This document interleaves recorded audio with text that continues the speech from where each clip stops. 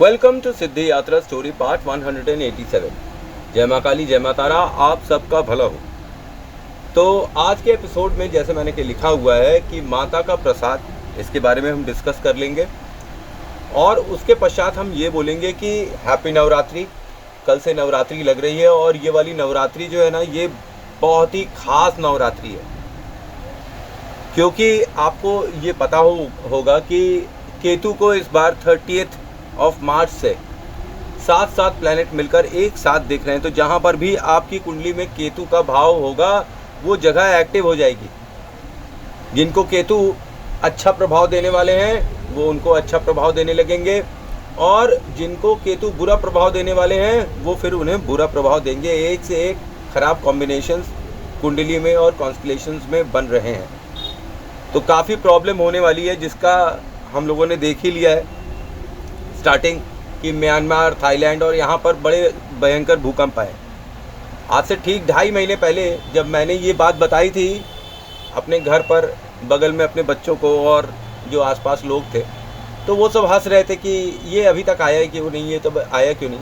अब मैं उस वक्त कुछ बोल नहीं पाया, पर जो मैंने ध्यान में देखा था वो यही देखा था कि कुछ ऐसा ही होने वाला है। तो मैंने उन लोगों को बताया, उन लोग मेरे खूब खिल्ली उड़ा रहे थे, और अब आ गया है तो वो सब चुप हो गए। खैर, वो एक बात की बात है। अब हम मेन मुद्दे पे आते हैं कि माता का प्रसाद। आप पूजा घर में जाते हैं, मंदिर में जाते हैं और आपको वहाँ प्रसाद मिल जाता है, तो आप एक बात बोलते हैं, मैंने ये कई लोगों को सुना और अब देख भी लिया कि मंदिर में जाकर आप प्रसाद लेते हैं। अच्छा, वो वृंदावन बिहारी का प्रसाद नहीं है कि कोई छोटा मंदिर है उसका प्रसाद है, पर प्रसाद आपको प्रसाद के रूप में रखना चाहिए। अब आप क्वालिटी कंट्रोल चालू कर देते हैं। ये प्रसाद जो है ये देसी घी का नहीं बना हुआ है, ये डालडा का बना हुआ है। इसमें चाशनी नहीं डाली है, शहद नहीं डाला है, इसके अंदर चीनी डाला हुआ है। तो प्रसाद जो है वो प्रसाद के रूप में ग्रहण करना चाहिए, ना कि खाने के रूप में। अगर आप प्रसाद को खाना बनाकर खाने लगेंगे तो फिर वो प्रसाद कहाँ रह गया, फिर उसमें कोई ब्लेसिंग्स कहाँ रह गई। तो इसलिए कभी भी कहीं से भी कोई प्रसाद मिले उसे श्रद्धापूर्वक ग्रहण करिए, उसके क्वालिटी कंट्रोल के बारे में बिल्कुल ना बोलिए, क्योंकि फिर जो पुण्य शक्ति और सत्कर्म जो आपने किए हुए हैं, जिसकी वजह से वो शक्ति आपके पास आ रही है, वो फिर रुष्ट हो जाएगी। उसको कहेगी, वो कहेगी आपसे कि भाई इसको तो हमारी ज़रूरत ही नहीं है, हमने तो इसे अपना प्रसाद दिया और ये प्रसाद को ग्रहण करने के लिए तैयार ही नहीं है। उसमें नीम नेक निकाल ले कि ये अच्छा नहीं है, मीठा बहुत है, अरे इसमें चीनी कम डाल दी है, बड़ी इसमें कमज़ोरी है। प्रसाद को प्रसाद की तरफ से ग्रहण करना चाहिए, उसमें कोई भी खोट नहीं निकालना चाहिए। जैसे ही आप किसी की ब्लेसिंग्स में या प्रसाद में, जैसे माता की आप पूजा कर रहे हैं, उसमें आप खोट निकालने लगते हैं कि माता से आपने कहा कि हमको एक बहुत बड़ी कार चाहिए, तो माता भी कोई आपकी गुलाम तो है नहीं, वो अपने हिसाब से देखती है, वो आपका मन देखती है, सोचती है कि देखें इसमें कितनी श्रद्धा और कितनी भक्ति है, कब तक ये टिकी रहेगी कि ये मतलबी आई है और ले लगा के निकल जाएगी, फिर उसके बाद भूल जाएगी, कहेगी ये हैं कौन, हम तो इनको जानते ही नहीं हैं। तो माता आपको हो सकता है फिर छोटी गाड़ी दे दे। और अगर आपका गुरु कहता है कि छोटा मिले या बड़ा मिले ले लेना, क्योंकि वो प्रसाद है, गुरु को तो पता ही रहता है ना कि क्या होने वाला है, तो वो पहले ही सही अपने शिष्यों को आगाह कर देता है कि छोटा मिले या बड़ा मिले, प्रसाद प्रसाद है, उसे ग्रहण कर लेना।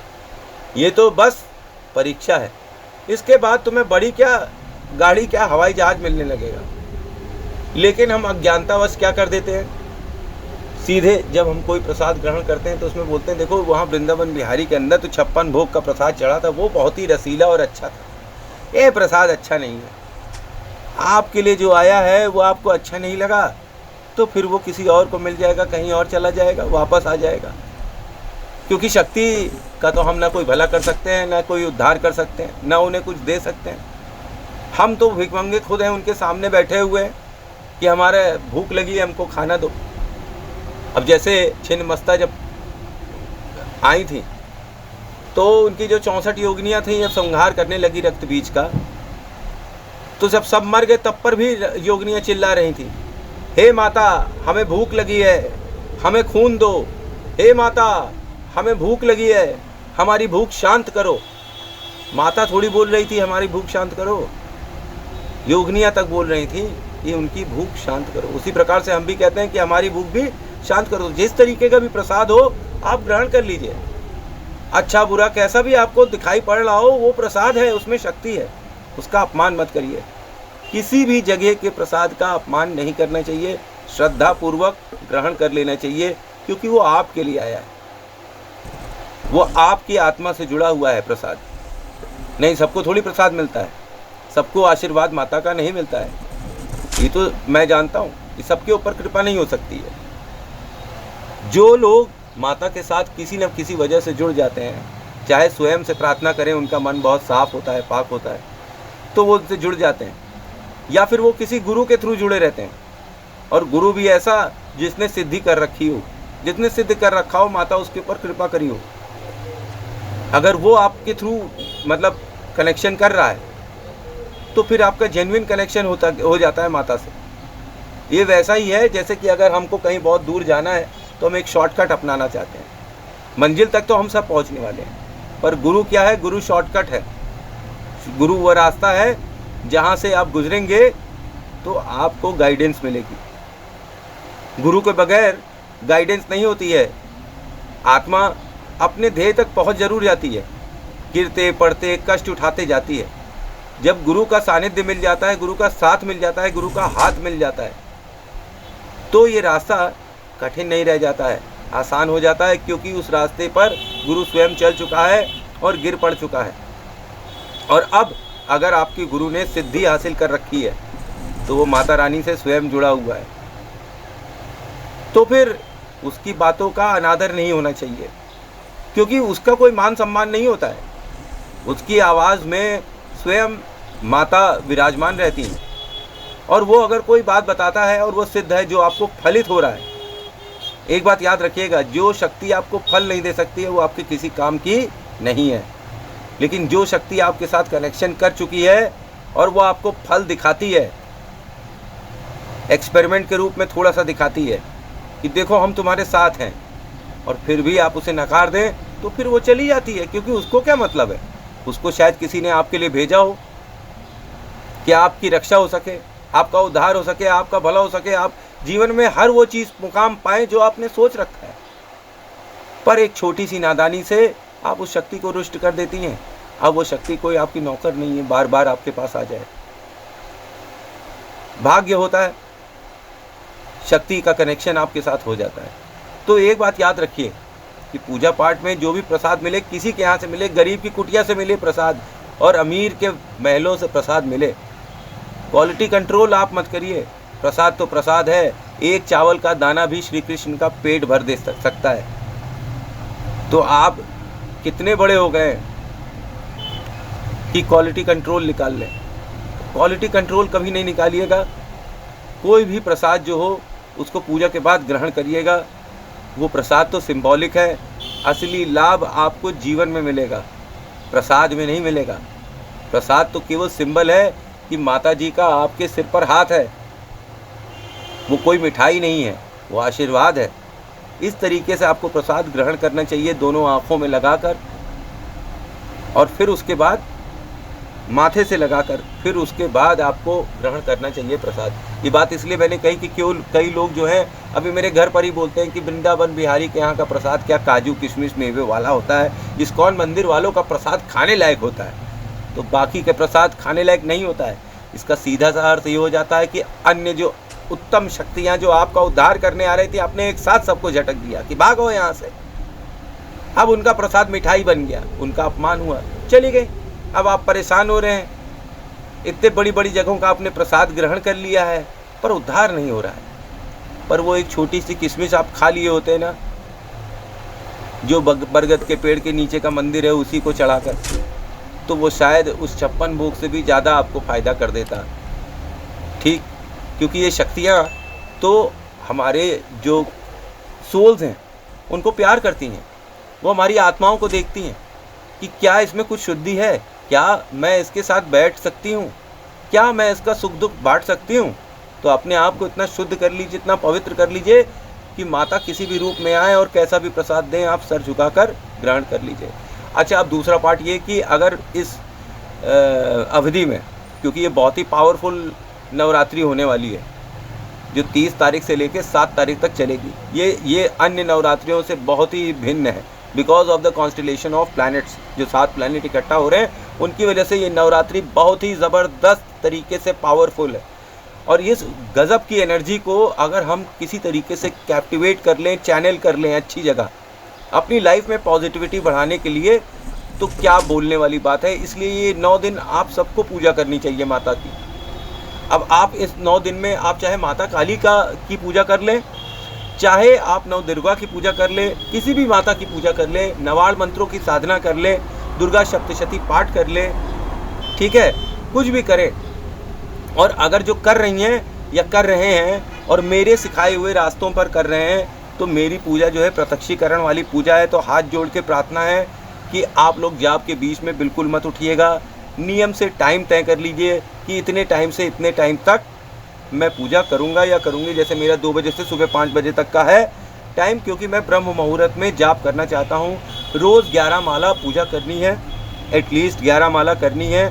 चाहे नवाड़ मंत्र की कर लीजिए, चाहे आप काली माता के मंत्रों की कर लीजिए, किसी भी तरीके की कोई भी सिद्ध मंत्र, जैसे बगलामुखी माता का मंत्र है, अलग अलग मंत्र अलग अलग चीज़ों के स्पेशलाइजेशन में है। तो आप एक बात समझिए कि अगर आप कोई भी मंत्र कर रहे हैं इस टाइम पर, तो उसमें ज़बरदस्त पावर और सिद्धि ज़रूर मिल जाएगी। और इच्छा पूर्ति का ये नवरात्रि है, ये आप मेरी बात लिख कर रख लीजिए। इन नवरात्र पे जिसने भी जम कर पूजा कर ली, माता की सेवा कर ली, तो उसको ये आने वाले 2032 तक कोई भी प्रॉब्लम नहीं होगी। माता उसके साथ हमेशा रक्षा के रूप में रहेंगी, उसका बाल भी उखड़ने नहीं देंगी, बाल भी बांका नहीं करने देंगी। आप समझ लीजिए ये नवरात्रि बहुत ही पावरफुल है because of the constellation of planets. तो इसलिए ये नवरात्रि बड़े ही सावधानी से और अच्छे से बिना कोई गलती किए पूजा करना है हम लोगों को। जाप के बीच में कोई दरवाज़ा खटखटाए, कोई आके सर सहलाने लगे, कोई नाचने लगे, कोई एहसास हो कि ऐसा हो गया, कोई अलग से खुशबू आने लगे, डरने की कोई बात नहीं है। अगर आप मेरी दी हुई सारी क्रियाओं को कर रहे हैं, जैसे कि 1-2 बहनें जो हैं वो करने वाली हैं, तो उनके लिए भी ये वीडियो है, और 1-2 भाई भी करने वाले हैं, उनके लिए भी ये वीडियो है कि नवरात्रि पे मेरे दिए गए हुए रास्तों पर चलकर आप पूजा करने वाले हो। अगर जैसे मैं 9 दीपक की पूजा करता हूँ, मैंने कई बार दिखाया हुआ है, तो 9 दुर्गा के ही वो 9 दीपक हैं। इसमें 10 महाविद्या भी शक्ति शामिल है, आप किसी भी शक्ति की इससे पूजा कर सकते हैं। इन्हीं 9 दीपकों से 64 योगिनी भी सिद्ध होती हैं। हर माता की सिद्धि इन 9 दीपकों से हो जाती है। तो अगर इस तरीके से आप कर रहे हो तो आप मेरी बात ध्यान से सुनो। आपको पहले गुरु माला, दूसरी रक्षक माला और तीसरी सिद्धि माला करनी है। सिद्धि माला कम से कम 11 होनी चाहिए, गुरु 1 माला होनी चाहिए, रक्षक की 1 माला होनी चाहिए। गुरु भोले बाबा हैं तो रक्षक बजरंगबली को बना लो, बटुक भैरव को बना लो, उनका बीज मंत्र बोलो। जैसे मैंने बजरंगबली को बनाया हुआ है और तारा को बनाया हुआ है, तो दोनों के मंत्र मेरे प्लेलिस्ट में दिए हुए हैं। ओम हनुमताय नमः बजरंगबली का मंत्र है, और तारा का ओम तारा तोरी स्वाहा है। अब अगर आप मंत्र नहीं करना चाहते हो बजरंगबली का, रक्षक का, तो आप एक बार हनुमान चालीसा पढ़ लें, तब भी ये रक्षक का काम करेगा, ठीक है। और दूसरी चीज़, काली माता का यंत्र मंगवा लीजिए याद से, क्योंकि जो दीपक रखेंगे वो काली माता के यंत्र के ऊपर ही रखेंगे। 9 तरीके के भोग आपको मंगवाने हैं। मिठाई केवल 1 चढ़ानी है, 75 तो मिठाई चढ़ानी नहीं है। इन 9 दीपकों में कपूर डालकर भोग सामग्री का 1-1 अंश डालना है और फिर उसके बाद अग्नि प्रज्वलित करनी है। इसके अलावा एक अलग से दिया रखना है माता जी के सामने। चाहे त्राटक कर कर करिए जाप, चाहे आंख बंद कर कर मन में जाप करिए, ये आपके ऊपर डिपेंड करता है। काली हकीक की माला बेस्ट होगी अगर काली माता का मंत्र सिद्ध कर रहे हैं। नई रुद्राक्ष की माला सबके लिए ऑल इन वन अच्छी ही होती है। गुरु, रक्षक और सिद्धि तीनों इस पर कर सकते हैं, ठीक है। पर पर्टिकुलरली अगर काली की पूजा करते हैं तो काले हकीक की माला बेस्ट होती है। मैं काले हकीक की माला यूज़ करता हूँ। रुद्राक्ष की माला और अन्य साधनाओं में मैं यूज़ करता हूँ, पर जब भी काली की सिद्धि करने की या काली की पूजा करता हूँ तो फिर काले हकीक की माला ही को मैं इस्तेमाल करता हूँ। अच्छा, अब नवरात्रि पे माता के जब दर्शन होंगे तो ये सब बातें गुरु बताता है, मैं उनको बता रहा हूँ जो मेरे तरीक़ों पर चलने वाले हैं, ठीक है। तो आप एक बात देखिए, माता आएंगी तो कोई भी गंदा ख्याल अपने मन में रखोगे, बर्बादी का लक्षण आने लगेगा घर के अंदर। माता को माता के रूप में सिद्ध करना है, चाहे वो किसी भी तरीके के रूप में किसी भी एज में आ जाए, चाहे यंग बच्ची के रूप में आ जाए, चाहे बुढ़िया के रूप में आ जाए, चाहे काली हो, कलूटी हो, हाथ कटा हो, आँख फूटा हो, कोई फ़र्क नहीं पड़ता है। माता तो माता है। जब आएंगी तो पैर पकड़कर 3 वचन ले लेना। क्या वचन लोगे? ये वचन लोगे कि माता तुम मेरे साथ रहो, और जब भी मैं तुम्हें बुलाऊं तुम मेरी इच्छा पूर्ति करने के लिए आओ। माता तुम मेरे परिवार की रक्षा करो, और मेरे परिवार में किसी को हानि ना होने पाए और ना स्वयं मुझे हानि हो पाए।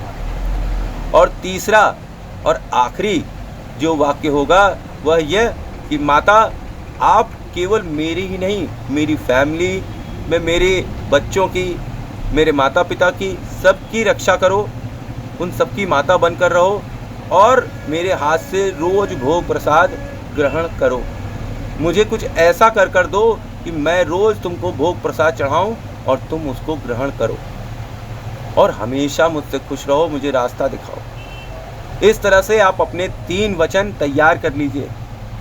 ठीक, कोई भी ऊट पटांग चीज़ माता से मांगने की ज़रूरत नहीं है। माता को सब पता है, माता से कुछ छुपाने की ज़रूरत नहीं है, माता को सब पता है। जो भी माता के सामने ज़्यादा स्मार्ट बनेगा वो फिर स्मार्ट ही बना रह जाएगा, बाकी वो कुछ नहीं बन पाएगा, क्योंकि माता से ज़्यादा स्मार्ट कोई हो ही नहीं सकता है। तो इसलिए मैंने ये वीडियो बनाया हुआ है, क्योंकि कल से नवरात्रि स्टार्ट है और कई बच्चे मेरे बताए हुए मंत्र कर रहे हैं, मेरे बताए हुए जाप कर रहे हैं। अगर मैं उन्हें नहीं बताऊंगा तो उनके साथ अगर कुछ गड़बड़ होगी तो मेरे ऊपर भी आ जाएगा। इसलिए मैंने ये वीडियो बनाया हुआ है उन बच्चों के लिए। और बाकी और जो भी करना चाहते हैं वो भी करते हैं। ये हमारी सात्विक पूजा है, इसमें कोई भी तामसिक अंश नहीं है। माता इसमें सात्विक रूप में, माता के रूप में आपके पास आती है और प्रसन्न रहती है। तो happy Navratri, thanks for watching. जय माँ काली, जय माँ तारा। आप सबका भला हो। और कोई एक्सपीरियंस और जानकारी होगी तो मैं जल्दी ही शेयर करूंगा, जैसे कि क्या इंग्रेडिएंट्स यूज़ करने हैं इस बार नवरात्रि पे और कैसे क्या करना है, इन सब का भी मैं वीडियो बनाकर जल्दी से ही डालने की कोशिश करता हूं। अभी तो फ़िलहाल मैं परचेजिंग कर रहा हूं माता का श्रृंगार का सामान और यज्ञ हवन सामग्री वगैरह, क्योंकि कल से 9 दिन लगातार पूजा में बैठना है। हाँ, सैटरडे की अर्जी होनी थी, लेकिन कल से नवरात्रि है, 12 बजे के बाद चैनल चेंज हो जाएगा, नवरात्रि का हो जाएगा। तो जो अर्जी लगेंगी वो सारी की सारी नवरात्रि के हवन कुंड में ही लगेंगी। तो जिसको जिसको अर्जी लगवानी हो वो कमेंट में अपना नाम दे दे, या मैसेंजर पे या व्हाट्सएप पे मुझे बता दे, उसकी भी अर्जी लग जाएगी। जो लोग परेशान हैं उनको परेशान होने की ज़रूरत नहीं है। 9 दिन पूजा करें, सारी परेशानियां माता भस्म कर देगी, ये गारंटी है मेरी। ये 9 दिन आप पूजा करो माता की, मैं और कुछ नहीं कह रहा हूँ। मैं कह रहा हूँ कि माता के जाप करो, और ना फल मिले तो मुझे बताना कि भैया आपने बोला जाप करने के लिए और हमें कोई फल नहीं मिला। मन से जाप करना, ज़बरदस्ती जाप नहीं करना कि कहा गया है तो खा ले रहे हैं, कहा गया है तो कर ले रहे हैं। अगर मन लगे तो करना, नहीं लगे तो ना करना। जो मन से करेंगे उन्हें फल ज़रूर मिलेगा, इस बात की गारंटी है। तो जय माँ काली, जय माँ तारा। आप सबका भला हो, मंगल हो, हैप्पी नवरात्रि।